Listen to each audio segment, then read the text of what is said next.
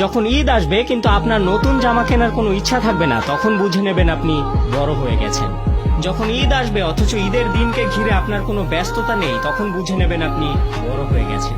সালামি নেয়ার বয়সটা যখন সালামি দেয়ার বয়সে পরিণত হয়, তখন বুঝে নেবেন আপনি বড় হয়ে গেছেন। তবুও ঈদ আসে আনন্দ নিয়ে, রোজাদারদের জন্য পুরস্কার নিয়ে, আর শৈশবের অজস্র স্মৃতি নিয়ে। আহারে শৈশব, তখন চিৎকার করে বলতে ইচ্ছা করে, ফিরিয়ে দাও আমার শৈশব, আমার ছোট্টবেলার ঈদ।